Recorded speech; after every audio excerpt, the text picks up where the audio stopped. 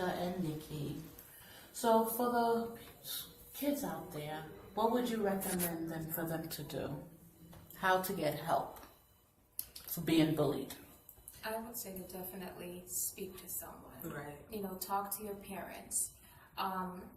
They should be the first in command. You know, first line of communication should be your parents or your guardians. Yes. Someone you trust. You know, whether it's your grandparent, your aunt, your sibling, your teacher, your counselor, someone. There's also a hotline, I believe, for bullying. If you ever experience and you feel you can't talk to anyone in your family, then you call that hotline. But you definitely need to talk to someone, because dealing with it alone, especially as a child, sometimes you don't have the resources, sometimes you don't have the strength, the mental strength to deal with some things. It's just a lot for a young child to go through. And so I think that communication is like the first step. When it comes to bullying, you have to address it as early as possible, because if not, it can get to a point of the story that you gave, where a child would feel like they don't want to be here anymore. It should never get to that point for a child. There's so much ahead of them. There's so much beautiful things ahead of them. And as a child, you see things so innocently. So to have that being ripped away from someone, to no longer see hope in life, is very sad. Right. So, you know, I definitely believe that the first thing someone who's experiencing bullying should do is communicate. Yes, yes. And as you say, as a child, what age does it start? Like, I think they were 7 years old. One girl, she was being bullied in school, and she committed suicide. Yeah. And she had two best friends that cried every day for her. Cry, telling their parents, where is she? And the parent was like, she's up in heaven. So those two little girls end up killing themselves also because they want to go to heaven. Are you serious? Yes. Wow. When I was in training to become a paraprofessional, we had to take a class, and they showed us this video. I cried. I was like, oh my God. Right. I think they were 6, 7 years old. Wow. So 3 kids because of one person bullying that child. Gone. That's horrible.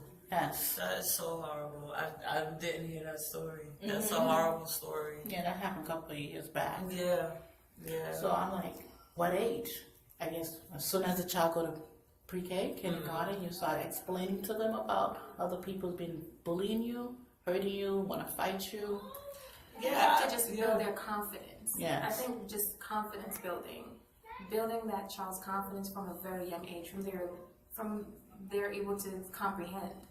You know, just let them be self-aware and confident in who they are. Yes. So that they won't have any external Bring up their influences. self-esteem. Right. Self-esteem and how you discipline is very important. That in discipline, you teach them that it is your ways or your action that I dislike, not you, not you as a person.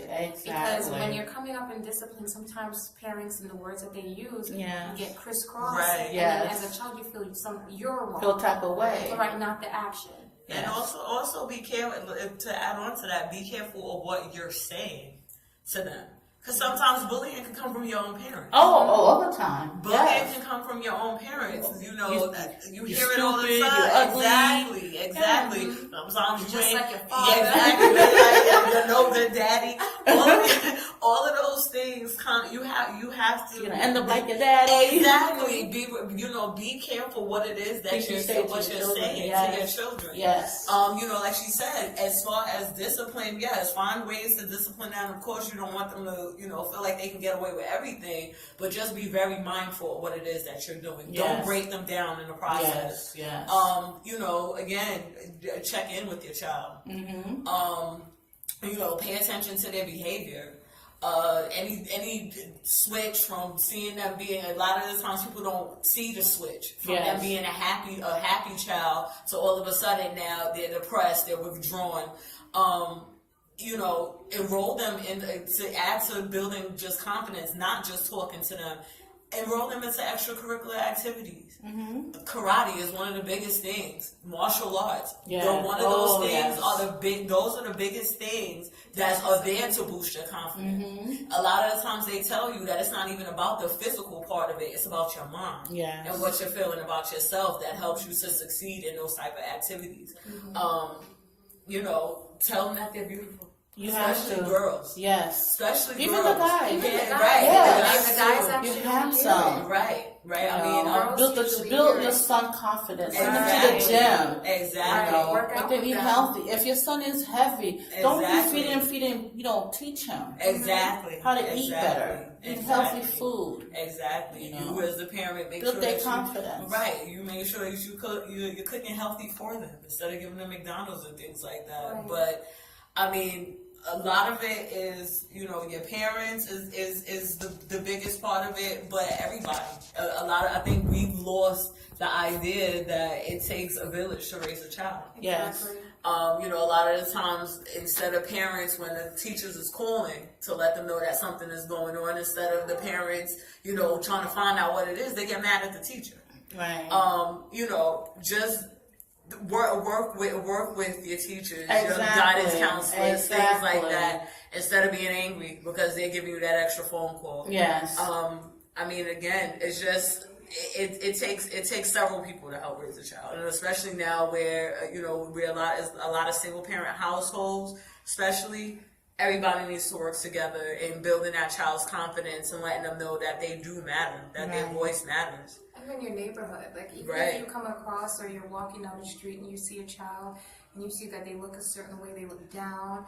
Oh, yes. Be that person to Yes. approach them and Be that say, voice. Say, that are voice. you never okay? know if you can touch someone in your passing. Right. And mentor them. Be careful of the influences that you have around them. Be careful of the influences you have for yourself, people that you idolize, and the things that you idolize, because that's, like you said, they will emulate, the things that they see their parents and their guardians do. Right. And our kids, they don't fear the adults anymore. No. They have no respect. Not at Right. all. And as in the past, you lived on a block, and you can do certain things because Right. goes down. It's nosy body. You have 2020 watching. Right. They're gonna tell your mom, and they're gonna come outside and go, "What are you doing? Go to school," things like that. And we've lost that. Now it's about that's not my problem. Yeah. And that just turning a blind eye to others, to people, to humans in general is why we're at this place. Right. Everyone's just, it's not my problem. And then it comes to a point when it becomes your problem. Right. When it's a lost life. And it should never get to that point. Yes. We should never allow it to get to that point. And anytime it becomes a lost life, we all fail that child. Right. It's not just the parents, we all fail that child. Wow. And you know what, too? I also say a lot of the times parents have a tendency of, and I hope this doesn't sound like we're blaming everything on the parents, but don't stifle your child's creativity. Right. If your child wants to dress however they want to dress, as long as it's not provocative or inappropriate or whatever, let them be who they are going to be. Right. If they have dreams of being a musician, whatever, promote that as opposed to telling them that they can't do it. Right. Again, it's just about building them up. Yes. Instead, because if you don't build them up, then they're going to look outside for that. Right. So, the main thing is just let them be who they are, as long as it's not going to put them in any type of danger or anything like that. Right. You're right. Wow.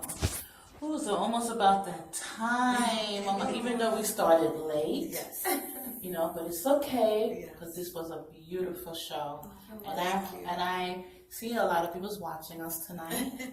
I mean, too bad for our phone line. I know people was probably trying to call us. Right. But it's okay. But they got a chance to hear our voice. Definitely. For bullying, for stop bullying. Definitely. I thank you, Felicia. And I thank you, Nikki, for Thank you coming. for having us. Yes, And I met Nikki from doing my makeup for my friend's wedding. She's my personal makeup artist. I use her for everything. Yes.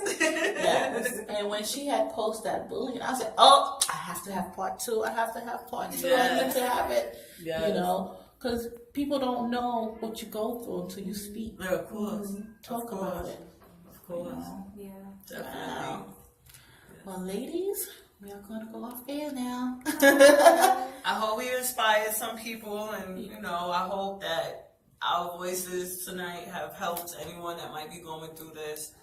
And again, just let somebody know what you're going through. Yes. And Shirley, continue to do, this work to bring it to light and talk about it, because it's not talked about enough.